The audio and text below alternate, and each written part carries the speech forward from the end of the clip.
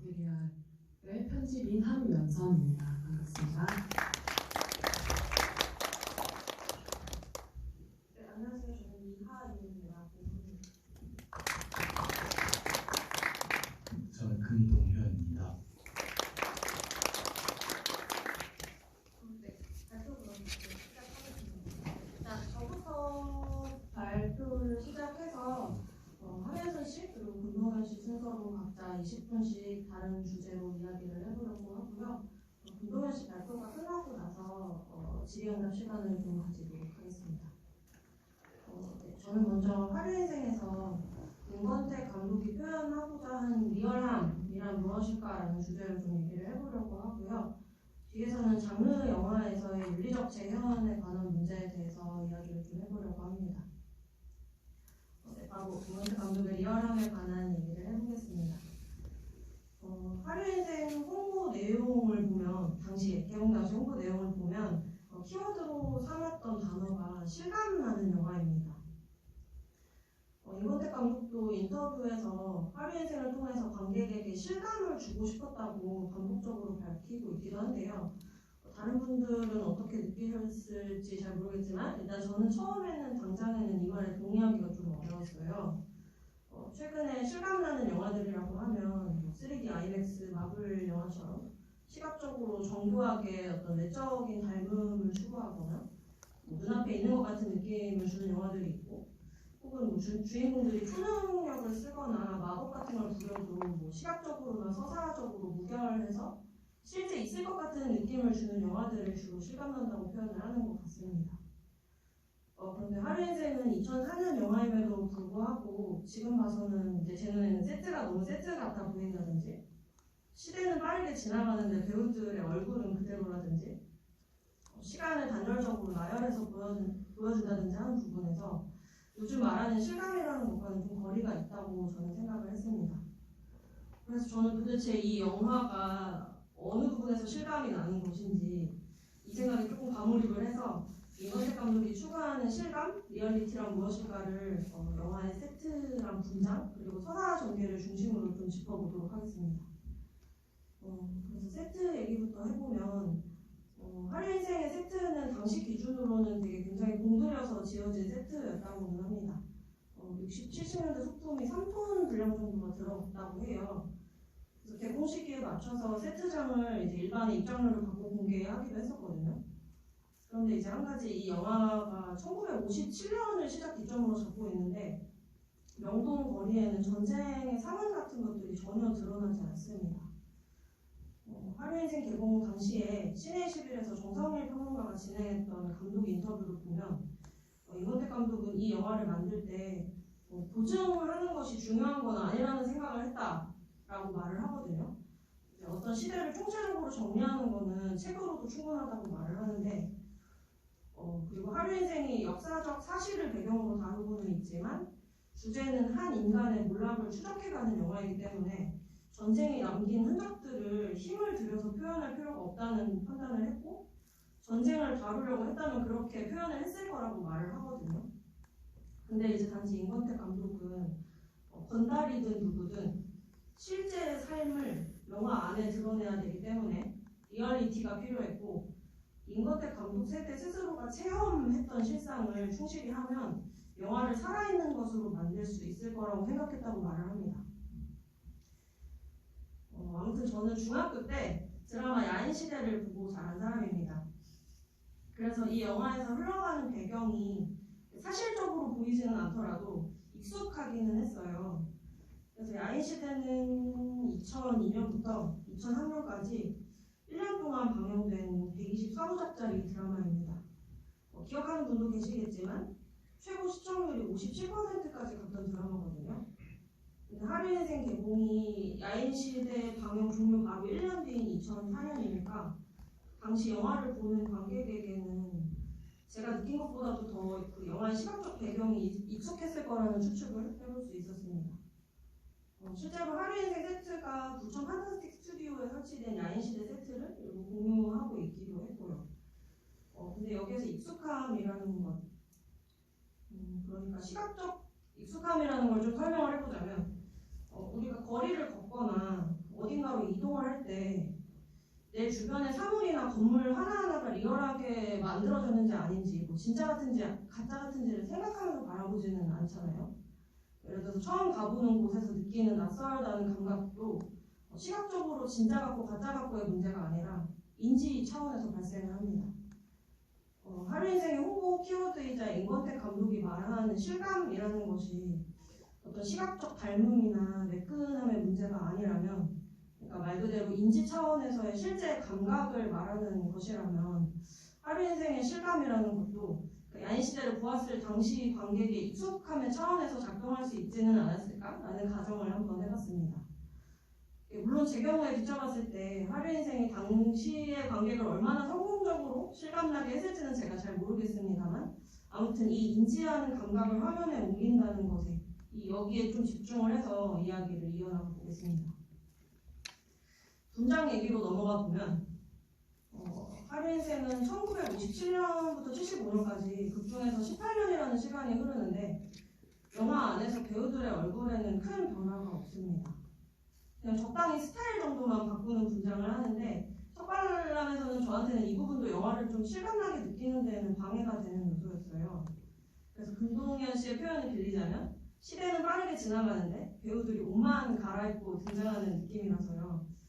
동현 씨가 개벽과 같은 인권택 감독의 이전 영화랑 비교를 해주시면서 이거를 의도 차원으로 독해했을 때 풍부하게 읽을 수 있는 부분이 있을 거라고도 말씀을 해주셨었는데, 이제 물론 태웅을 기준으로 19세부터 37세까지라는 나이 변화를 생각하면 이제 큰 변화가 없는 편이 설득력을 가진다는 생각도 좀 듭니다만, 아무튼 영화를 볼 때는 이게 좀 튀는 요소였습니다. 근데 이것도 나이듦을 감각하는 나의 차원에서 생각해보면 좀 다르더라고요. 뭐, 나이는 70이지만 마음만은 청춘이야, 이런 표현이 있잖아요. 저는 지금 35인데 자아가 생기고 어느 시점부터 한 살 한 살 나이가 드는, 그러니까 스스로를 인지할 때, 그러니까 여전히 내 얼굴이면 신체가 나이 들어가고 조금씩 달라지고 있다는 걸 느끼긴 하지만, 그냥 어린 시절에 저 자신을 인지할 때랑 지금의 저 자신을 인지할 때 지금의 나의 코어 같은 걸 계속 동일하게 인지하고 있다고 생각을 하거든요. 그러니까 그냥 늘 나는 나인 건데 제가 이거는 60살, 70살이 제가 되어도 비슷할 것 같습니다. 솔직히 옛날 사진을 보지 않는 이상 그냥 어느 날 문득 너무 좀 나이 들어 보이네 정도의 생각을 할 수는 있어도 그냥 나는 늘 그대로인 것 같은 감각이 있습니다. 네, 뭐 공감하실 분도 있고 아닌 분도 계시겠지만 많은 분들한테 자기 자신의 나이듦을 인지하는 감각은 비슷할 거라는 생각이 듭니다. 영화를 만드는 사람의 입장에서 어떤 영화를 실감나게 혹은 리얼하게 표현하고자 할 때에도 여러 층위가 있을 거예요. 그러니까 마블 영화처럼 시각적으로 혹은 서사적으로 무결함을 추구해서 이슴직한 세계를 만들거나, 혹은 감독 스스로가 신체로 느끼는, 인지하는 감각 자체를 그대로 화면 안에 표현해보고자 하거나요. 근데 저는 하루 인생에서 인권택 감독이 후자의 관점에서, 그러니까 감독 스스로가 인지하는 감각 차원에서 나이듦을 표현하고 있다고 보았습니다. 하루 인생이 태영 영화에서 이태원 대표의 삶을 일부 반영하고 있고, 인권택 감독의 자전적인 영화라는 것을 감안했을 때 이러한 생각이 설득력을 가질 수 있다는 생각도 들었고요. 다음은 서사인데, 하루 인생은 서사 전개가 굉장히 단절적이잖아요. 이렇게 시간을 거침없이 건너 뛰어버리는 이야기 전개도 저한테는 이제 눈으로 이걸 보고 있는 상황에서는 실감이나 몰입을 방해하는 전개였어요. 그냥 시대의 중요한 사건들을 빠르게 훑고 넘어가는 것처럼도 보였는데, 근데 또 주인공 태용 같은 경우에는 그 사건의 중심에 휘말려 있는 사람은 아니에요. 영화 내에서 4.19나 5.16은 그냥 태용의 시간선에 겹쳐져 있는, 그런데 좀 인상 깊었던 사건일 뿐입니다. 태용 입장에서요. 태용이 유신철폐를 외치는 학생들을 지켜보면서 학생들이 하라는 공부는 안 하고 뭐라고 이렇게 말하는 대목에서도 그렇고, 상대적으로 혁명 안에 속해 있었던 해옥의 동생과는 좀 다릅니다. 인권택 감독이 인터뷰에서 그 시대의 자신의 삶에 대해서 그냥 시대고 뭐고 알고 할 게 뭐 있나, 그냥 살았던 거지 라는 취지의 말을 하기도 하는데요. 생각해보면 제가 시대를 인지하는 방식도 비슷한 것 같습니다. 예를 들어서 우리 시대에 있었던 큰 사건인 세월호 사건을 떠올려 보면 저는 그 전날이나 다음날 제가 뭘 하고 있었는지는 전혀 기억이 안 나는데, 그러니까 그냥 전원 구조 소식을 듣던 순간에 어디서 누구랑 있었는지는 또렷하게 기억이 나거든요. 제가 당사자는 아니지만 제 시간선에 겹쳐져 있었던 큰 사건으로 저도 인지를 하고 있습니다. 어떤 사진적 기억 저장 능력이 있는 사람이 아닌 이상 완결된 서사로서 삶을 인지하기보다는 좀 단절적으로 인지하는 사람이 더 많을 거라고 저는 생각을 합니다. 4.19나 5.16에 완전히 속해 있었던 사람들도 있었겠지만 시대의 흐름이랑 시대의 영향 속에 있으면서도 각자 자신의 삶을 살던 사람 역시도 많았을 거라는 거죠. 그래서 저는 하루 인생에서의 서사의 단절이 어떤 실험적 단절로 보이기보다는 감독 자신의 감각 차원에서 오히려 파편적으로 인지되는 이 시간의 흐름을 본인이 체감한 것에 가깝게 포착하려고 했던 것이 아닐까라는 생각이 들었습니다. 하루 인생의 씬을 나누는 방법을 풀어보자면 이런 식으로 풀어볼 수 있습니다. 친구놈이 옆 학교 놈들한테 얻어 터졌다길래 내가 그 학교에 찾아갔지. 한바탕하고 나오는데 한 놈이 내 다리를 찌르잖아. 그래서 내가 그 칼을 그대로 꽂고 그 집에 찾아갔지. 그랬더니 그 집 어르신이 병원에 입원을 시켜줬는데 경찰들이 찌른 놈을 보려고 해도 내가 구나. 그 집 어르신이 그걸 좋게 봐주셨는지 경찰서에서 꺼내주고 양아들로 삼아주셨지.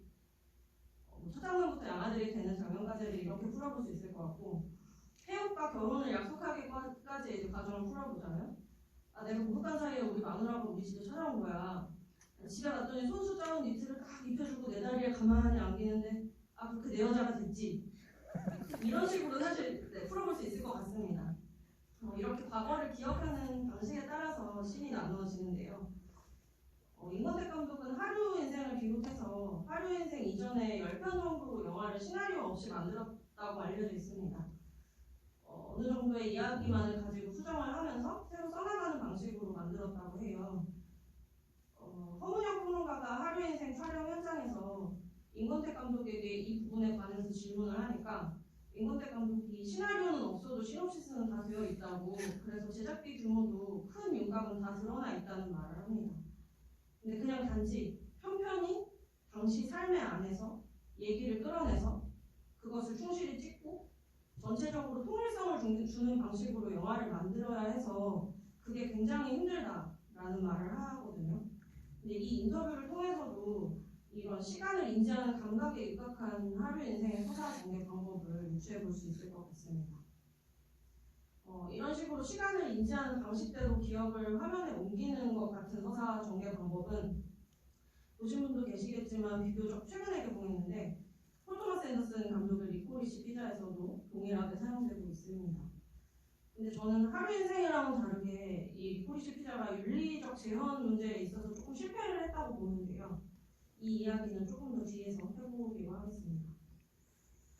그래서 일단 정리를 해보면 시각적 닮음이나 서사적 무결함을 기준으로 리얼함을 구현하는 건 이제는 좀 너무 당연해서 더 이상 새로울 게 없다는 생각이 듭니다. 이러한 기술 환경에서 제가 추론해본 하루 인생에서의 임권택 감독의 그 리얼함에 대한 접근 방법이, 그러니까 본인의 인지 차원의 감각을 화면 안에 옮기고자 하는 이 방법론이 오히려 요즘 시대의 젊은 감독들한테 더 심화된 어떤 세련된 방식으로 유의미한 실험을 해볼 수 있는 여지가 있는 접근일 수 있지 않을까라는 생각을 했습니다. 이건 좀 비약일 수는 있는데 여담으로 덧붙이자면 하루 인생에서 이제 저한테 정말 인상 깊었던 장면이 있었습니다. 기억하실지 모르겠는데 태용의 집을 찾아왔는데 친구만 집에 있고 태용이는 목욕 갔다고 말하는 장면에서 중간에 태용이 들어오잖아요.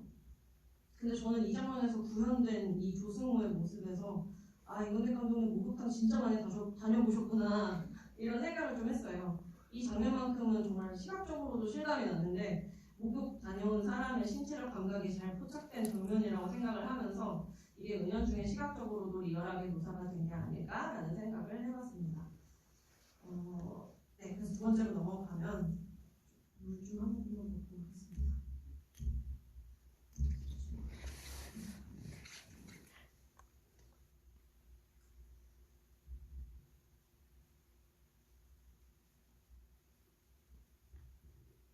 네, 그래서 두 번째로 넘어가면 두 번째는 아까 말씀드렸던 것처럼 장르 영화에서의 윤리적 재현에 관한 문제에 대해서 말을 해보려고 합니다.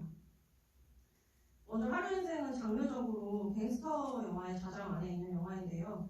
1931년에 제작된 윌리엄 웰먼 감독의 갱스터 영화 공공의 적의 서문을 보면 이렇게 시작이 됩니다. 이 영화의 목적은 불량배나 범죄자를 미화하는 것이 아니라 환경을 묘사하는 데 있다. 물론 이거는 당시에 갱스터 영화가 범죄자를 미화한다는 사회적 비판이 있었기 때문에 이에 대응하려 했던 서문으로 볼 수 있습니다. 그렇지만 실제로 거리의 인물을 캐릭터로 설정을 하면 당연하게도 당대의 환경을 작품 안에 드러내기가 편리해지거든요. 근데 장르라는 기존의 사회적 규범을 반복하고 재승인하는 이 장르라는 구조 안에서 이렇게 장르 자체의 형식을 목적으로 특정 계층의 인물을 도구적으로 사용하게 되면 인물을 영웅화하든지 아니면 비참한 삶을 보여주든지 간에 윤리적 재현이나 대상화에 관한 얘기를 하지 않을 수가 없습니다. 그런데 하루 인생에서 보여주는 임권택 감독의 리얼함을 설명할 때에도 제가 말씀을 드렸던 것처럼 임권택 감독의 관심은 당대 환경의 묘사에 있다기보다는 시대를 살아온 자신의 체험, 자신의 감각을 화면에 옮기는 데 있습니다. 그래서 하루 인생의 태용은 거리의 인물이고 태용의 동선을 따라서 시대가 운반되기는 하지만 형식 측면에서 시대를 보여주기 위해서 태용이 사용되고 있는 것처럼 보이기보다는 그냥 단지 내용 안에서 태용의 먹고 살기에 영향을 미치는 요소 중 하나일 뿐인 것으로 시대는 그냥 단지 내용 안에서 태용의 먹고 살기에 영향을 미치는 요소 중 하나일 뿐인 것으로 보였습니다. 시대는 흘러가고 태용은 그냥 살아가는 거죠. 신을 중심으로 사고하던 중세시대에서 인간 중심으로 사고하는 근대 정신이 시작되는 르네상스 시기로 넘어오면서 셰익스피어가 성격 비극이라는 걸 만들었다고 하잖아요. 셰익스피어 이전까지는 극중 인물들이 모든 것을 주관하는 신으로부터 주어진 그 운명의 굴레를 벗어나려고 고군분투하다가 결국 운명의 굴레에서 벗어나지 못하는 비극만이 존재했다면 셰익스피어부터는 물론 시대의 영향이라는 것도 존재하지만 자신의 성격대로 선택하고 행동하는 인물이 그 선택과 행동의 결과로 비극을 겪게 됩니다. 근데 이걸 성격 비극이라고 하는데 흔히 우리나라에서는 지인지조라고도 하잖아요. 지인생 지각이라는 표현을 쓰기도 하는데 이 표현처럼 하루 인생에서 임권택 감독이 그리는 인물들도 시대와 영향을 주고받기는 하지만 자신의 성격대로 선택하고 행동하는 그래서 맑음을 유지하기도 하고 탁해지기도 하는 그런 인물들로 보였습니다. 다시 말해서 하루 인생은 시대로 인해서 탁하게 살 수밖에 없었던 한 남자라는 식으로 어떤 인물의 전사를 가지고서 태용을 정당화하기보다는 시대는 주어져 있었고 본인의 선택과 행동으로 인해서 점차 탁해지는 한 사람으로서 태용 캐릭터에 접근을 하는 것처럼 보였습니다. 이게 아다르고 어다르다고 이제 생각할 수는 있지만 저는 이 차이가 굉장히 중요하다고 생각합니다. 그런데 대상화라는 것은 내가 타인의 행위를 규정하는 과정에서 자기 주관 안에 있는 것을 객관적인 대상으로 구체화해서 밖에 있는 것으로 다루는 걸 말하잖아요. 다시 단순히 말해서 타인의 인간성을 제거하고 사물처럼 도구처럼 대하는 것인데 예를 들면 저는 이창동 감독의 장편 데뷔작인 초록물고기 같은 영화가 인물의 윤리적 재현에 있어서 완전히 실패한 영화라고 생각을 합니다. 주인공이 조폭이라서 잔인해서 문제인 게 아니라 시대에 휩쓸려서 그렇게 살 수밖에 없었던 인물로 주인공이 막동 캐릭터를 묘사하거든요. 그리고 끊임없이 감정이입을 하게 해서 실제 이 막동이라는 사람의 행위를 객관적으로 바라볼 수 있는 모든 시도를 다 차단시켜버리거든요. 반면에 하루 인생은 감독이 스스로 이제 과거를 감각하는 바를 화면 안에 표현하는 방법으로 만들어지긴 했지만 결과물을 놓고 보면은 극중 인물에게 감정이입하거나 서사에 몰입하게끔 하는 방식으로 구성되어 있지는 않습니다. 그래서 실감이라는 그 최초의 의도 자체와는 좀 괴리가 있어요. 이런 어긋남에서 제가 처음에 실감이라는 말에 의문을 가졌던 것이기도 하고요. 임권택 감독의 의도가 장르의 윤리적 차원에까지 다 닿아서 하루 인생이 만들어졌는지까지는 사실 잘 모르겠습니다. 그렇지만 서사 내에서 시대보다는 그 시대를 살고 있는 인물에게 집중한 것, 그리고 전쟁과 같은 시대의 상흔을 시각적으로 리얼하게 표현하거나 아니면 몰입을 위해서 짜임새 있게 서사를 만드는 것, 이런 거에 천착하지 않고 본인이 감각하는 바를 화면에 옮겨보고자 한 것이 결과적으로 놓고 봤을 때는 관객과 인물을 거리두게 하는 방식으로 작동을 합니다. 이거 젠더 간의 차이와 이제 여성 재혼에 관한 문제가 남아있기는 하지만 이 부분은 이제 함혜선 씨가 더 얘기를 해주실 수 있을 것 같습니다. 그래서 일단 넘어가면 아까 하루 인생과 서사 전개 방법이 유사한 영화로 잠깐 폴 토마스 앤더슨 감독의 리코리시 피자를 언급했었는데요. 이제 같은 서사 전개 방법을 가지고 있지만 윤리적 재현에 실패한 영화라고 이 리코리시 피자를 언급을 했었는데 이 영화에서는 대상화가 초록 물고기와는 조금 다른 방식으로 작동합니다. 폴 토마스 앤더슨 감독은 형식을 대단히 중요하게 생각하는 감독이잖아요. 펀치 드렁크 러브 같은 영화에서도 보면 주인공이 사랑에 빠지는 순간 인물의 감정을 화면에 담아내기 위해서 플레이어를 의도적으로 남겨두었다는 얘기 같은 것도 유명하고요. 근데 리코리시 피자에서는 이 내용과 형식을 일치시키기 위한 방법으로 POV 쇼트라고 하는 시점 쇼트를 사용을 하거든요. 여기에서 문제가 발생을 합니다. 리코리시 피자의 주인공은 두 명인데요. 아역배우 출신의 10대 백인 이성애자 남성인 게리와 유태인 가정에서 나고 자란 30대로 추정되는 이성애자 여성 알라나가 등장을 합니다. 이제 그러다 보니까 시점 쇼트에서 각각의 주인공의 음시가 닿는 곳이 되게 극명하게 대비가 되어서 보이거든요. 관객은 이제 주인공 각각의 시점으로 영화를 보게 되기 때문에 저에게는 70년대를 살았던 10대 백인 이성애자 남성의 시선으로 세상을 보는 게 정말 불쾌한 경험이었어요. 이 영화야말로 정말 너무 실감이 났거든요. 인물과와 이 거리 확보가 되지 않으니까 이 남성의 대상화하는 이 음시에 동조하고 있는 것 같은 감각이 있었습니다. 이 영화도 하루의 인생처럼 폴 토마스 앤더슨 감독의 자전적 이야기가 반영된 영화인데요. 폴 토마스 앤더슨 감독이 영화를 만들 때 본인의 경험을 반영하면서 주인공 알라나 하임의 자전적 얘기도 많이 반영을 했다고 알려져 있습니다. 그래서 의도적으로 이 음시의 대비를 보여줬다는 생각도 한편으로는 듭니다. 그렇지만 어떤 흔히 이제 미러링 전략이라고 하는 것도 재현의 해상도가 너무 높으면 높을수록 혐오를 재생산하는 꼴이 되어버리는 것처럼 이 리코리시 피자도 이것이 전략이었다고 해도 윤리적 재현에 있어서 좀 실패한 전략이지 않나라는 생각이 들었습니다.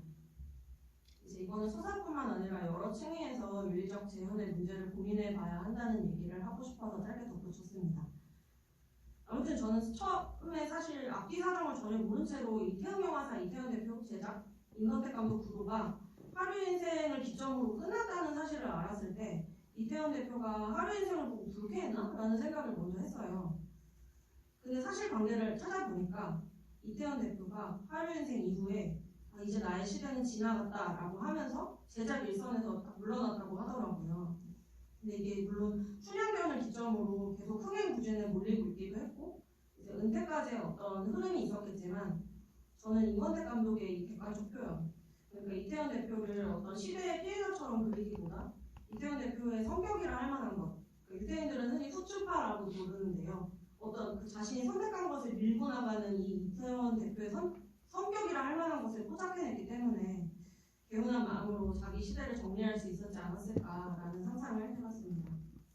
네, 제가 준비한 얘기는 여기까지고요. 여러 가지 얘기를 하려다 보니까 얘기가 조금 분만해진 것 같은데 들어주셔서 감사합니다. 함현선 씨가 이어서 발표를 해주시겠습니다.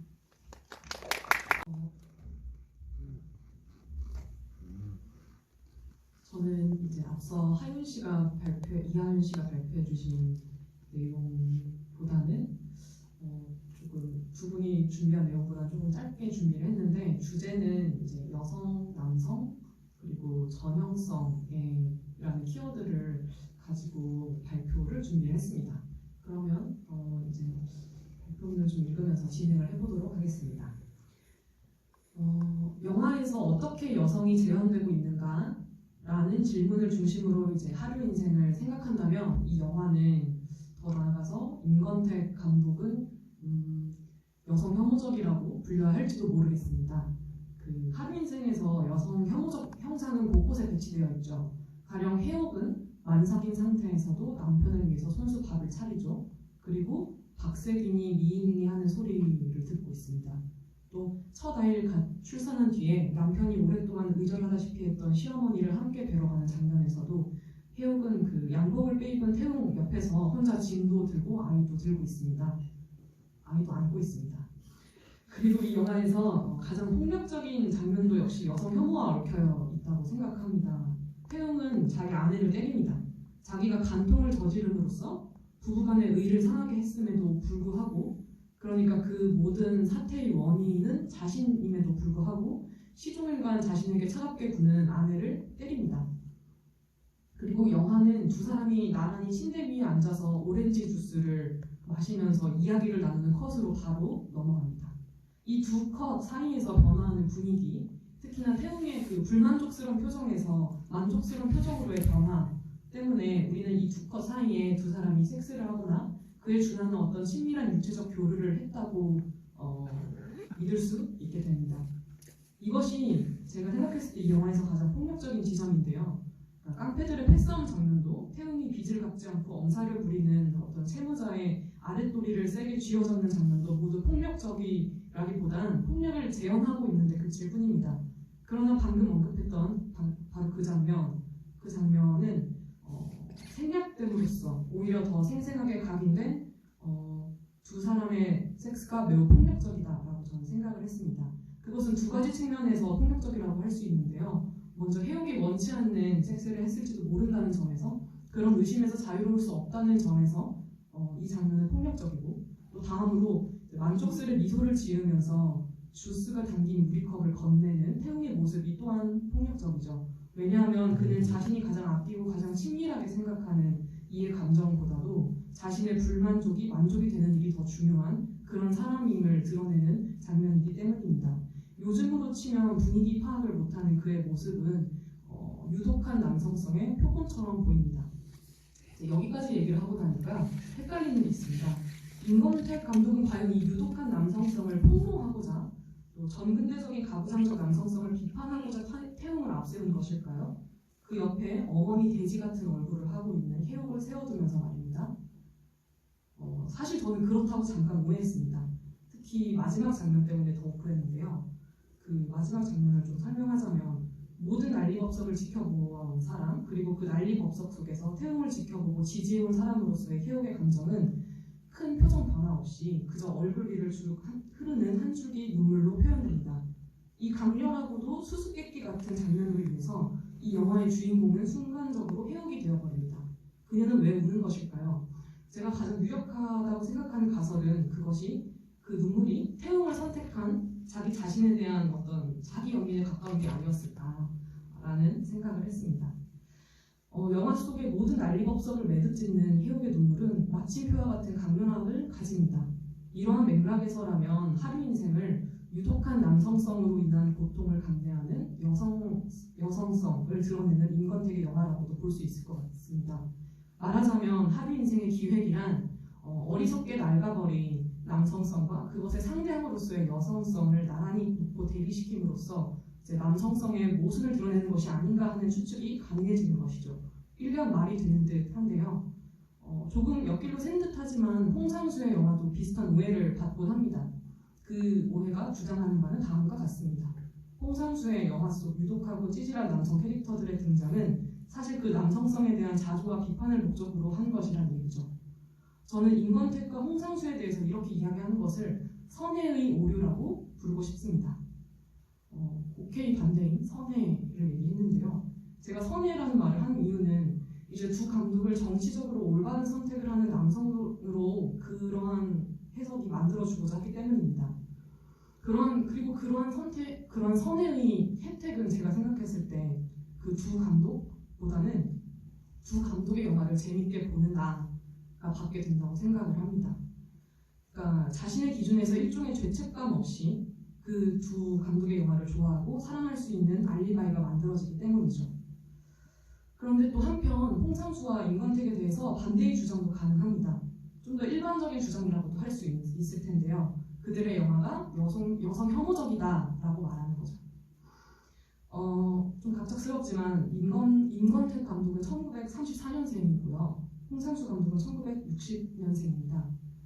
제가 이들의 나이를 얘기하는 이유는 모럴에 대해서 얘기를 하고 싶기 때문인데요. 간단하게 이제 사전의 정의를 좀 가져와 보자면, 모럴은 인생이나 사회에 대한 정신적 태도 또는 어떤 행위의 옳고 그름의 구분에 관한 태도를 이릅니다. 좀 더 저는 이제 이 정의를 바탕으로 모럴을 세대의 모럴과 시대의 모럴로 나누어 보고자 하는데요. 가령 요즘 같은 때는 이러면 안 되는 건가? 라고 생각하게 만드는 게 시대의 모럴이라면 그럼에도 불구하고 그렇게 행동하도록 만드는 것이 세대의 모럴이라고 생각합니다. 조금 헷갈리실 수도 있을 것 같아서 제가 구체적으로 예를 들자면 가령 20대 학생들을 앞에 두고 요즘 같은 때는 나이를 함부로 물어보는 게 아니겠지라고 속으로 생각하게 50대 아저씨 교수님으로 하여금 그렇게 생각하게 만드는 게 2022년을 기준으로 한 시대적 모럴이라면 그로 하여금 요즘 같은 때에는 나이를 함부로 물어보면 안 되죠 라고 끝끝내 그런 말을 함으로써 나이를 물어보게끔 하는 것이 그가 속한 세대의 모럴이라고 할 수 있을 것입니다. 각 세대의 모럴과 당대의 모럴은 경합하고 서로 영향을 준다고 생각합니다. 따라서 우리는 2022년 5월 27일 저녁 8시 51분의 기준에서의 시대적 모럴을 기준으로 하루의 인생이 지닌 어떤 모럴에 대해서 얘기를 할 수 있습니다. 여성 혐오적이라고요. 그리고 동시대의 모럴에 뒤처져 있다고요. 그렇지만 제 생각에 그것은 영화에 대한 비판이 아니라 모럴에 대한 비판에 그칠 뿐입니다. 더불어 오늘날의 모럴을 기준으로 21세기 초의 모럴에 대해 비판하는 것이 더 나아가서 1934년생 남성의 모럴을 비판하는 것이 어떤 의미를 가질지 잘 모르겠습니다. 물론 그런 비판이 완전히 의미가 없다는 말은 아닙니다. 그것은 의미를 가지는데요. 바로 오늘날의 시대적 모럴 그리고 오늘날의 시대적 모럴에 어떤 지대한 영향을 미칠 특정 세대의 모럴을 강화하는 것이죠. 이러한 교조적 태도는 우리를 그저 그 자리에 우리가 속한 이 시대의 모럴에 머무르게끔 할 뿐입니다. 여기 이제 중간에서 잠깐 정리를 하자면 하루 인생이 여성 혐오적이라고 말하는 것은 너무 쉬운 일이다라는 것이고 반대로 하루 인생이 여성 혐오적 남성성을 비판한다고 강변하는 것은 오류라는 것입니다. 여기까지가 서론이었고요. 사실 제가 하루 인생에 등장하는 유해한 남성성과 여성 혐오적 형상들보다 더 흥미롭게 보는 부분은 해옥 캐릭터 그 자체입니다. 이때 해옥 캐릭터는 당연히 해당 역을 연기하는 김규리 배우의 육신을 포함합니다. 하루 인생은 분명 남성들의 영화입니다만 어쩐지 그 남성들은 해옥이란 존재 앞에서 철부지 어린 아들 같습니다. 해옥의 아버지도 남동생도 그리고 연인이자 남편인 태웅도 모두 그녀의 모성적인 눈길 아래에 있습니다. 특히 태웅이 그러하죠. 기본적으로 해옥은 현모양처의 모습인데요. 그런데 또 때로는 진담이 섞인 농담을 던지면서 툭 하고 남편을 때려요. 그러니까 이처럼 자기 할 말은 하는 적당히 강단있는 여성의 모습을 보여주기도 합니다. 제가 생각했을 때 해옥은 개별 인간으로서의 특성을 가졌다기보다는 어떤 판타지적 여성성 일반을 보여주고 있다라고 생각이 됩니다. 요구면서 동시에 어머니 같은 여성. 해옥은 그 두 모습으로 찢기면서도 끝내 완전히 찢어지지는 않습니다. 그러한 의미에서 해옥 캐릭터는 과잉된 여성성을 띠고 있다고 할 수 있을 것입니다. 이는 영화를 보는 내내 해옥을 보면서 우리가 느낄 수 있는 기묘함의 근원 중 하나입니다. 이 과잉 여성성을 남성성이 만들어낸다고 할 수도 있겠지만 하루 인생에서는 어쩐지 그 반대가 오히려 설득력 있어 보입니다. 즉 이 영화에선 과잉 여성성이 선재하고 그것을 욕망하는 것으로서 남성성이 존재한다고 말이죠. 그런 의미에서 본다면 하루 인생에서 아담은 해옥이고 남성들은 해옥이라는 여성의 갈비뼈 조각에서 나온 하와입니다. 그 옆에 과잉 여성성을 둔 남성성, 특히 조승으로 육화되는 최태웅의 남성성은 우스워 보이기까지 합니다. 최태웅은 과잉 여성성의 뼈 조각에서 시작한 자질구레한 것일 뿐이고 박해옥의 과잉 여성성은 이 영화 전반에 지대한 영향을 끼칩니다. 해옥 캐릭터가 기묘한 이유엔 또 다른 원인이 있습니다. 바로 일반성의 수행인데요. 그 극중 해옥을 연기하고 있는 김규리 배우는 여성성에 대한 판타지 일반만을 보여줄 뿐이지 해옥이란 인물의 개별성을 보여주고 있지는 않습니다. 해옥 캐릭터에게 특수한 내면이란 것은 없고 그는 단지 판타지에 매우 가까운 전형적인 여성성만을 보여주고 있습니다. 따라서 배우로서 해옥을 연기한다는 것은 매우 어려운 일이었을 것입니다. 왜냐하면 개별 특성을 가진 인간으로서 개별성 없이 일반성만을 보여줘야 한다는 것은 쉽지 않은 일이기 때문입니다. 무언가를 더하는 것보다 빼는 것이 훨씬 어려운 것처럼 말이죠. 그런데 재미있는 것은 김규리 배우가 그 일관성 혹은 내면성 없음을 너무 매끈하게 잘 플레이한다는 점입니다. 보통 전형성은 우습기가 무척 쉽죠. 가령 우리는 전형적인 여성처럼 뛰세요 라는 주문을 들으면 우스꽝스럽게 손을 들고 뒤뚱거리며 뛰는 모습을 쉽게 상상하곤 합니다. 그런데 전형성을 우습게 연기하지 않는다라는 점에서 박혜옥, 김규리의 존재는 무섭기도 합니다. 한편 혜옥은 영화 관객의 위치에 자리를 점하고 있는 것처럼 보이기도 해요. 물론 영화 속에서 혜옥의 시점으로는 볼 수 없는 태웅의 모습들이 등장하죠. 가령 태웅이 바람을 피우는 그런 장면들. 하지만 혜옥은 중요한 순간순간에는 언제나 태웅을 보고 있습니다. 걱정스럽게 바라보기도 하고 애석한 표정으로 보기도 하고 씩씩거리면서 화가 나서 돌아가는 그를 멀리서 바라보기도 합니다. 이 영화에서 주요한 시선은 언제나 혜옥이 가지고 있어요. 그리고 그런 의미에서 언제나 사건을 벌이는 태웅은 영화 그 자체처럼 보이기도 합니다. 하루 인생 안에서 영화는 맑은 상류가 아니라 하류에서 삶을 이어가는 매체인 것이죠. 이런 의미에서 이 영화가 태웅의 인생이 맑아지는 시기에 대해서는 그가 맑은 물에서 노는 시기에 대해서는 다루지 않는 이유를 찾을 수도 있을 것입니다. 즉 도식적으로 구분해보자면 영화라는 매체는 하류를 떠돌던 시기와 상류로 진입한 시기로 나눌 수 있고 이 영화 하루 인생은 하류를 떠돌던 시기의 영화에 대해 말하고 있다고 볼 수 있는 것이죠. 그러한 영화 매체와 연인이자 동반자의 감각으로 함께하는 관객의 존재는 혜옥 캐릭터로 상징되는 것이고요. 제가 모든 영화는 영화에 대한 영화다라는 생각을 약간 병적으로 하고 있는 사람이라서 그렇게 생각하는 것일 수도 있고 이게 또 과대 해석일 수도 있을 가능성이 큽니다. 다만 이렇게 해석한다면 우리는 상류로 진입한 영화에 대한 영화 또한 기대해 볼 수도 있지 않을까 싶습니다. 극중 태웅의 대사를 빌리자면 이런저런 신체 부위가 떼이는 당나귀로 비유되는 영화 혹은 시간이나 때우기 위해서 보러 가곤 하는 영화에서 상류, 고급, 예술로서의 영화로의 전환에 대해 다루는 영화를 생각해 볼 수도 있겠죠. 하류 인생은 아마도 행복해 보이는 가족 사진으로 끝을 맺는 것으로 봐서는 맑은 물에서의 영화를 긍정하려고 하는 것 같습니다. 다만 무언가 씁쓸한 뒷맛을 남기는데요. 그 이유를 가만히 생각해 봤을 때 제 생각엔 혜옥과 태웅은 늙고 그 사진 속에 그들과 전혀 닮지 않은 아이들이 서 있기 때문이 아닐까 그런 생각을 해봤습니다. 지금까지 다소 정신없이 풀어낸 얘기를 정리하면서 제 발표 순서를 마칠까 합니다.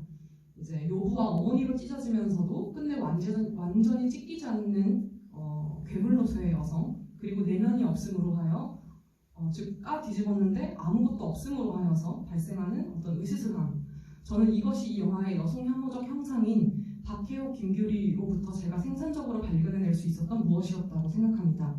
그리고 이는 제 아무리 여성 혐오적인 사태 내에서 발생한 것일지라도 여성 혐오적 자장을 벗어날 수 있음을 그래서 하와와 아담의 자리가 바뀌고 남성성과 여성성의 지위가 바뀔 수 있음을 얘기해보고자 하였습니다.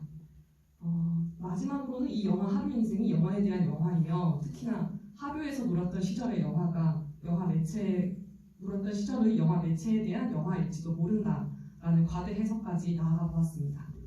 지금까지 들어주셔서 감사합니다. 김동현입니다. 저는 앞에서 하윤 씨랑 연선 씨가 하루 인생에 대해 좀 두터운 해석이나 새로운 시선을 풀어주셨는데요. 저는 하루 인생에 대해서 이야기를 하지 않을 생각이에요. 하루 인생을 둘러싼 경계에 있는 이야기들을 풀어냄으로써 하루 인생이라는 알맹이를 한번 이야기해보고 싶은데요. 제가 이런 이야기를 택한 이유는 하루 인생이 영화라는 것에 대해서 안에 대해서 이러한 방식을 취하고 있기 때문인데요. 제가 하루 인생을 처음 보고 가장 이상하게 느꼈던 점은 태웅이 영화관을 절대로 들어가지 않는다는 점이에요. 태웅은 영화관 앞에서 싸움을 걸고 제작 일을 하고 특히 영화의 마지막 싸움이 임권택 감독의 증언이 상영되고 있는 극장에서 싸울 때는 정말로 말 그대로 발에 차여 극장 코앞까지 밀린다는 말이에요. 그러나 절대로 극장 안으로 들어가는 장면은 없습니다. 저도 연선 씨의 발표를 들으면서 이것이 그냥 상영되고 있는 영화 두 개가 맞부딪히면 세계가 유지될 수 있나? 라는 물음까지 생각을 했었는데요. 이것은 넘어가겠고요. 네, 과연 이러한 제가 생각을 했었던 것은 또한 태웅의 이전 깡패 영화인 장군의 아들과 장군의 아들 2에 이미 인상적인 영화관 장면이 나오기 때문입니다. 이러한 대비 때문에 이 금지, 그러니까 영화관에 들어가지 못하는 이러한 금지가 영화의 규칙처럼 느껴지면서 하류 인생이 암시하는 영화는 무엇일까에 대해서 더욱더 생각하게 되었거든요. 아무튼 이런 맥락에서 하류 인생을 둘러싼 이야기들로 시작을 해보겠습니다. 가장 먼저 이야기하고 싶은 것은 마동석입니다. 손희정 평론가가 범죄도시2에 대해서 쓰면서 배우 마동석에 대해 이렇게 이야기한 적이 있어요. 그 마동석은 한국사라는 과거를 짊어진 기존 남성 캐릭터들과 달리 이해받아야 할 구구절절한 사연이 없다. 이것은 물론 정확한 지적입니다. 그런데 저는 마동석이라는 영화 형상이 무언가를 은폐하고 있다는 생각을 항상 해왔는데요. 한국 액션 영화의 근원에서부터 존재하는 어떤 교려가 마동석의 오락부락한 신체, 얼굴이 은폐하고 있다고 생각했습니다. 그 무엇은 무엇일까요? 10년대의 가장 탁월한 한국 영화는 저는 노래하늘이라고 생각하는데, 노래하늘 감독이자 가장 재미있는 영화들을 쓰는 사람인 오승욱 감독님이 한국 액션 영화라는 책에서 이런 서문을 썼어요. 조금 읽어보겠습니다. 더욱 웃긴 것은 한국 영화임에도 불구하고 건객 영화나 권격 영화 모두가 중국 옷을 입고 중국식으로 싸우니 아무리 어렸어도 중국 옷 입고 한국말로 떠드는 그런 영화들을 마냥 좋아할 수는 없어서 왜 우린 저런 말도 안 되는 흉내만 내지 하며 뒤에서 구시렁댔지만 정작 한복을 입고 싸우는 영화가 가뭄에 콩나듯 나와도 역시 저것도 뭔가 개운치 않아 하며 재미없어 했다. 그렇다면 오승욱 감독님께서 재밌어한 영화는 무엇일까요? 그것은 바로 다음 주에 명시되는 기상천외한 불온한 액션 영화, 바로 깡패 영화입니다. 그리고 오승욱은 팔도사나이, 혁기, 김도한 등을 위시한 깡패 영화들을 늘어놓는데요. 저는 이 책을 처음 읽었을 때 여기서 굉장히 이상했습니다. 그것은 바로 한국의 오승욱이 일본의 건객 영화, 즉 찬바라 영화와 중국의 권격 영화, 즉 무협 영화에 느낀 기운치 않음을 깡패 영화로 해소하고 있다는 점인데요. 찬바라 영화, 무협 영화, 깡패 영화 이렇게 한번 발화를 해보면 무언가 빈 것인지 알 수 있습니다. 그것은 바로 국기, 국가의 무술로서 국기의 부재입니다. 물론 오승욱은 같은 책에서 이두영 감독님이 1974년에 만든 태권 시리즈 영화들을 언급하고는 있습니다. 그러나 아시다시피 이 영화들은 어떤 계보를 만들지도 못했죠. 대중영화에 태권도가 언급되는 경우를 저는 떠올릴 수가 없거든요. 장군의 아들 역시 같은 맥락입니다. 임권택 민족 영화 만들기라는 책에서 90년대 장군의 아들 시리즈 흥행 이전 한국 영화계의 모습을 이렇게 묘사하고 있어요. 80년대 후반 영화관은 하드바디 이국 영화와 홍콩 권격 영화를 통해 폭력성을 해소하고 내부, 즉 한국에서는 벗기기 영화를 통해 성력을 해소했다. 그러니까 다소 지적을 따라서 빌려서 이야기를 해보자면 80년대, 90년대 영화에서 한국 남성은 없었던 겁니다. 아무튼 이런 환경에서 그 틈새를 돌파한 한국 액션 영화가 장군의 아들이었던 것이죠. 여기에서 국기의 흔적 따위는 당연히 찾아볼 수가 없습니다. 여담이지만 저도 오승욱 감독님과 마찬가지로 이런 것이 한국 액션이다라고 속으로 느꼈던 적이 있는데요. 그 영화는 공교롭게도 옴니버스 영화인 명동 잔혹사라는 영화에서 임권택 감독님이 연출한 에피소드 대결입니다. 여기서 김희라가 자동차를 앞에 두고 싸우다가 자동차를 막 붙잡고 싸우는데 뭔가 그런 처절함? 이런 것들에서 한국 액션이다 같은 아무 맥락 없는 정서를 느낀 적도 있습니다. 아무튼 이제 돌아가서 계속 한국 액션 영화에서 국기의 결여에 대해 이야기해보겠습니다. 문학평론가 조영일은 세계문학의 구조에서 재미있는 주장을 하는데요. 그는 근대문학의 성립 여부를 해당 국가가 내셔널리즘을 거쳐 제국주의까지 경험을 했느냐 못했느냐에 달려있다고 썼습니다. 이러한 결여는 실로 무와 직접적으로 관련이 있는데요. 국기에도 구체적으로 적용할 수 있습니다. 그러니까 이런 가설을 세워볼 수 있는 거죠. 한국 근대화 과정의 상처가 한국 액션 영화에서 국기라는 것을 제거했다고요. 아수라, 모래한 같은 느와르 영화들을 전문으로 제작하는 제작사의 이름이 순한국어인 사나이 픽처스임에도 불구하고 그들의 액션의 전통적으로서 액션이 한국적이라는 것은 절대 찾아볼 수가 없는 것입니다. 이러한 맥락에서 마동석이라는 우락부락한 형사는 기술의 부재를 은폐하는 좋은 수단입니다. 저도 아직 못 봤는데요. 범죄도시2에서 마석도가 베트남으로 나간다고 하는데 이는 그가 기술의 결여까지 은폐할 수 있는 강력한 신체를 갖고 있기 때문은 아닐까요? 그리고 이것은 윤아랑 평론가를 통해 알게 된 것인데 마동석이 종종 귀요미 캐릭터를 수행하는 것 또한 은폐되며 외워버린 남성성의 부재가 다른 성질로 집중된 결과가 아닐까 하는 생각도 해보았습니다. 이시 장군의 아들에서도 섹스를 하는 김도환이 너무 빠른 사정 이후 등을 돌리고 위로를 받는 장면이 뜬금없이 있는데요. 이러한 맥락에서 국기의 부재로서 깡패 영화가 남성성의 어떤 정수 그런 것들이 다 장군의 아들 안에서 시작되고 있는 게 아닌가 하는 생각을 했습니다. 그렇다면 하류 인생에 대해 잠깐만 이야기를 해볼게요. 하류 인생은 과연 어떤 자리에 있을까요? 이 영화는 분명 액션씬이 나오지만 이걸 액션 영화의 맥락에서 읽을 수 있을지는 잘 모르겠어요. 왜냐하면 적이 없기 때문이죠. 물론 세세하게 살펴보면 그때그때 태용의 적은 있습니다. 그렇지만 하류 인생이라는 제목처럼 흐르듯이 영화를 보다 보면 태용은 그냥 쫓기기만 하고 싸움을 걸어오면 싸울 뿐입니다. 그렇기 때문에 힘의 우위 같은 것을 설명할 필요도 없어요. 이런 맥락에서 하류 인생은 장군의 아들 같은 한국의 남성 액션 주인공 영화랑은 조금 궤가 다릅니다. 하류 인생에서 태용이 전혀 멋있게 나오지 않거든요. 조승우가 연기를 했는데도. 태용이 이태원 사장님께서 건달에 의리 같은 게 전혀 없다고 했던 것처럼 말이에요. 그러니까 하류 인생에는 어떤 남성성을 하고자 하는 의지가 없다는 것입니다. 이러한 맥락에서 연선 씨가 조금 이야기를 해주셨는데 저 또한 처음 봤을 때 굉장히 주목을 끌었던 것이 김규리 배우가 부른 해옥입니다. 아시다시피 임권택 감독님은 민족성을 여성 신체에 대한 폭력으로 재현한다는 비판을 자주 받아왔습니다. 서편제에서 하늘 위에 딸의 눈을 멀게 하는 뭐 그런 것들이요. 그런데 임권택 영화가 꼭 이러한 맥락에서만 독해될 수 있을지는 의문인데요. 그러니까 이것은 의도의 차원이라기보다는 어떤 그냥 새어 나온 거라고 저는 생각을 하는데 아무튼 가령 짝코에서 행렬병자들을 외면하거나 길소뜸에서 신성이를 화면 바깥으로 빼버리거나 하는 등 임권택 영화에서 남성 역시 그다지 추앙을 받지 못하는 거죠. 이런 맥락에서 저는 하류 인생에서 오직 해용만이 보는 주체라는 점이 의미심장하게 느껴집니다. 태용은 화면 안에 거의 갇혀서 치닫으면서 살지만 해용은 창밖을 보고 태용의 인간적 몰락을 지켜보거든요. 이 시선의 존재가 임권택의 다른 영화들과 어떻게 연결되며 연결선을 그을지는 앞으로 조금 풀어나가야 할 과제처럼 느껴집니다. 그런데 중요한 점은 저희가 임권택 감독의 다른 영화들을 얼마나 볼 수 있을까라는 점입니다. 93년 태용 영화사에서 출판했고 임권택 감독이 엮은 서편제 영화 이야기에는 93년 서편제 개봉 전까지 임권택의 태용 영화사 작업에 대한 약사가 실려 있는데요. 이에 대해서 잠깐 읽어보면 임권택 감독과 이태원 사장은 83년 태용 영화사의 창립 작품으로 기획된 비군이 촬영권으로 처음 호흡을 맞추었다. 그러나 불교계의 반대로 제작 계획은 무산되었고 6년 후인 89년 아제아제 바라아제로 다시 만날 수 있었다. 모스코바 영화제에서 여우주연상을 탄 아제아제 바라아제가 두 사람에게 명예를 주었다면 90년대 이태원 사장이 쉬는 기분으로 만들자던 장군의 아들은 두 사람에게 돈이라는 신의를 준 작품이다. 이 소개에 의하면 태용 영화사는 임권택에게 예술성을 민속물에, 상품성을 액션물에 할당한 것처럼 보입니다. 이와 같은 부분은 만 4년 8개월의 장군의 아들 시리즈 이후 이태원 사장님이 임권택 감독에게 마음의 빚을 졌다는 점, 그리고 그 후 이왕이면 예술적이고도 알뜰한 작품을 한번 해봅시다 라며 만든 작품이 이제 서편제였다는 점에서도 확인할 수 있습니다. 물론 서편제가 94년 한국 최고의 흥행을 하면서 이러한 부분이 다 모호하게 되어버렸지만요. 그런데 그러한 서편제의 의외의 흥행과 별개로 근 10년 동안 상업에 할당된 임권택 감독의 작품들이 재발견되기도 했습니다. 장군의 아들에서 모드를 봤다는 유승환 감독의 평가를 정성일 평론가가 전하는 등의 일이 일어났던 거죠. 이로써 주로, 거의 전적으로 정성일 평론가를 중심으로 임권택 감독이 진지하게 영화를 만들기 시작했다고 고백한 1973년 잡초 이전 영화들도 재발견해야 한다는 의견이 제기되었던 것입니다. 그러나 이러한 재발견 요청이 열렸음에도 불구하고 임권택 영화를 대하는 대부분의 사람 혹은 제도에게 그 구분은 여전히 유효합니다. 그 근본적인 이유는 임권택의 이전 영화들을 검토하기가 굉장히 어렵기 때문이에요. 현재 임권택의 영화 102편 중 부분적으로라도 필름이 남아있는 영화를 제가 쓸 때는 정확하지 않습니다. 81편이었거든요.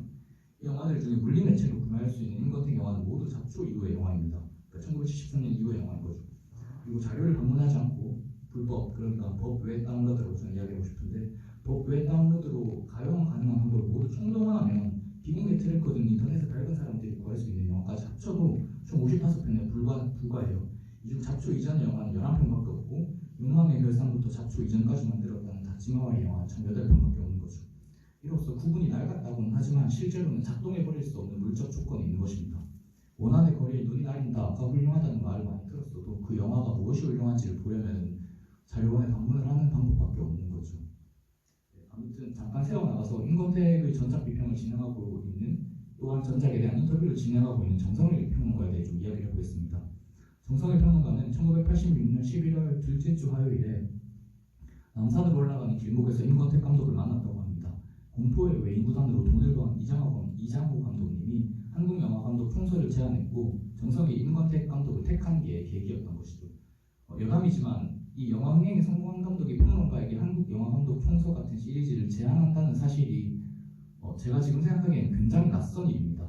이런 충무로 의식 혹은 한국 영화인들의 공동체 같은 게 지금은 존재하는지 잘 모르겠거든요. 한 평자는 기생충의 국제영화제 수상에 대해 이렇게 말한 적이 있습니다. 80년대 미국 영화 직배 반대 투쟁, 90년대에는 스크린 쿼터 수호 투쟁이 있었는데 그때만 해도 다 같이 모여서 무언가를 지키려고 하는 공동체 의식이 있었던 것 같다. 지금 기생충에 대해 한국 영화의 새로운 시작이라는 평가가 많지만 내가 생각하기에 기생충은 시작이 아니라 하나의 끝을, 무언가 끝나는 모습을 보여준 게 아닐까 싶다. 저는 이 공동체 의식의 바탕에는 세계 영화로의 성장이라는 성장서사가 공유되어 있다고 생각합니다. 그리고 그 성장서사의 중요한 부분을 담당한 게 바로 태영 제작사와 태영 영화사와 임권택 감독님인 건 당연히 두말할 필요가 없죠. 이 평자의 말처럼 기생충은 성장서사를 마무리하는 끝이라서 이제 우리가 그 시대를 바라볼 수 있는 시계가 마련된 것입니다. 참고로 제가 앞에서 말한 그 평자가 이제 한국 영상자료원이 되신 김홍준 감독님이십니다. 아무튼 정성희 평론가는 길소뜸의 한 장면에 대해서 임권택 감독님에게 이렇게 여쭤봤는데요. 임권택 감독님은 그게 한국 사람이 사람을 대하는 방식이요라고 대답을 했다고 합니다. 그 장면이 뭔지는 별로 중요하지 않는데요. 아무튼 정성희 평론가는 그날 몸이 안 좋다고 거짓말을 하고 인터뷰를 끝낸 후 버스를 타고 울면서 집으로 갔다고 합니다. 버스를 타고 눈물을 흘렸다고 합니다.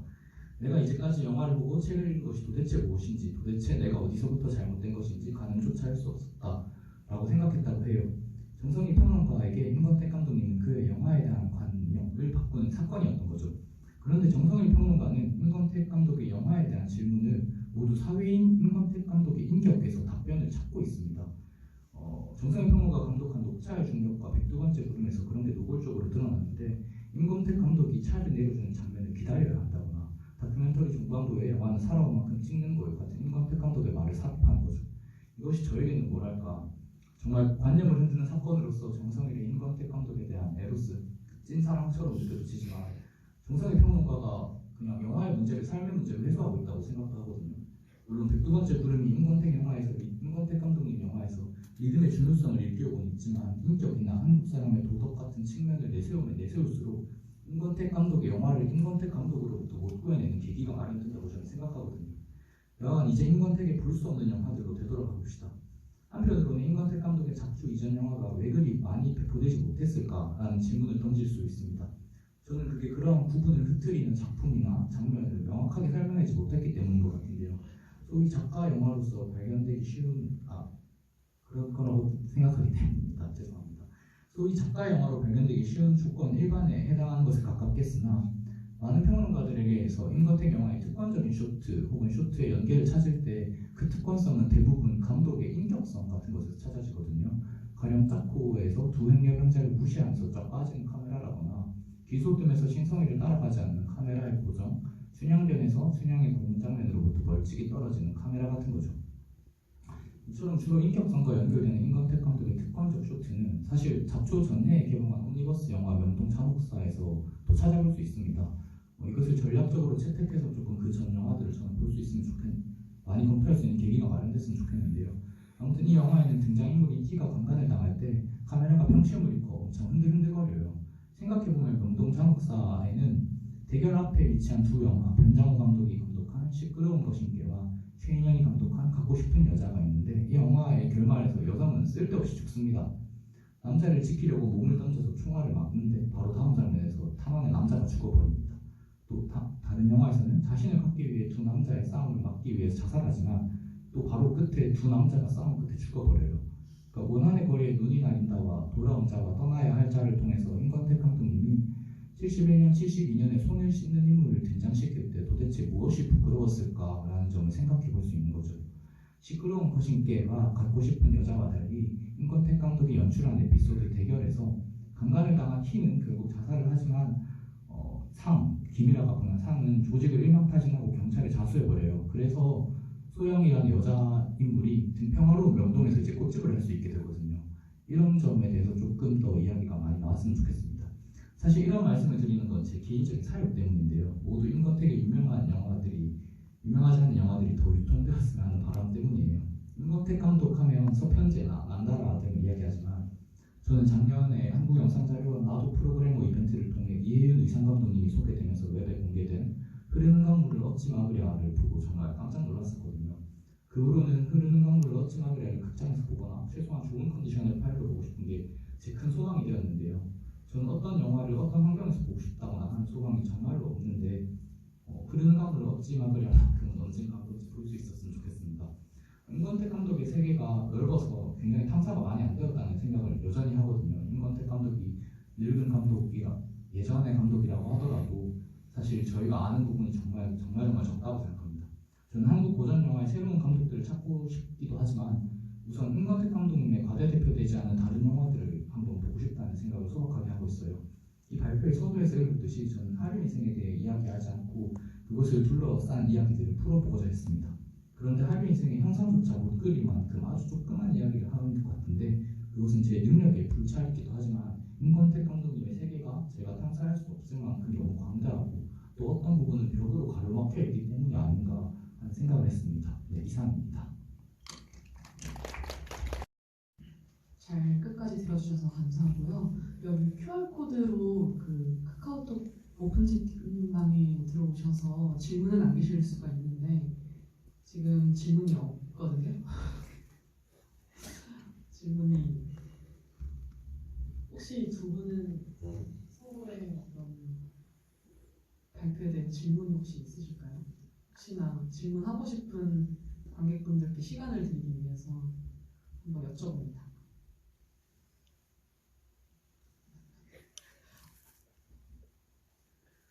저 없습니다. 없으시군요.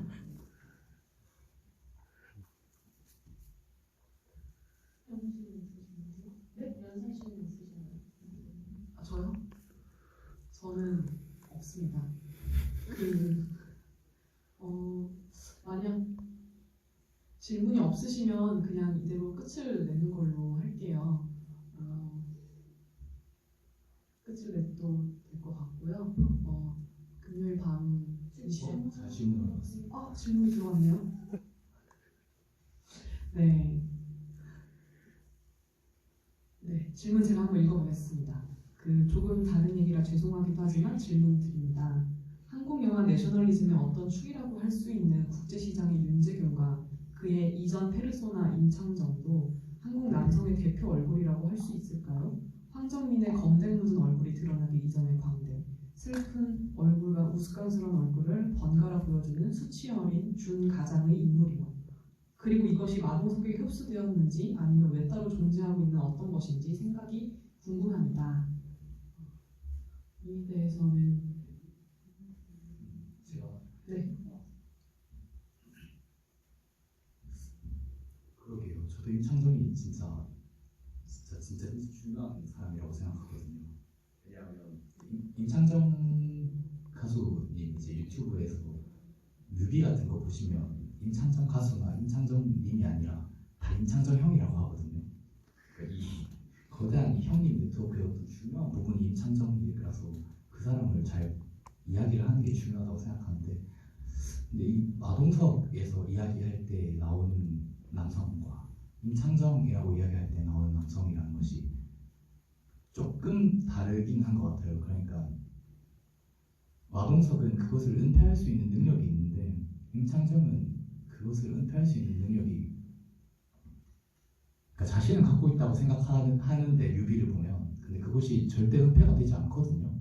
그래서 어떤 같은 맥락에 있지만 하나는 너무나 매끄럽게 읽히는 형상이라면 하나는 계속 파열되고 있는 대상이라서 같은 맥락에서 그러니까 같은 어떤 것을 공유하고 있지만 조금 다른 맥락으로 표출되고 있는 것 같다는 생각을 하고 있습니다. 감사합니다. 질문에 답이 되셨겠죠? 네. 또 다른 질문이 안 들어왔습니다. 그러면 이제 깔끔하게 끝내도록 하겠습니다. 금요일 9시 20분 밤까지 이 자리 지켜주셔서 감사하고요. 또 저희는 다른 기회로 또 뵐 수 있도록 하겠습니다. 감사합니다.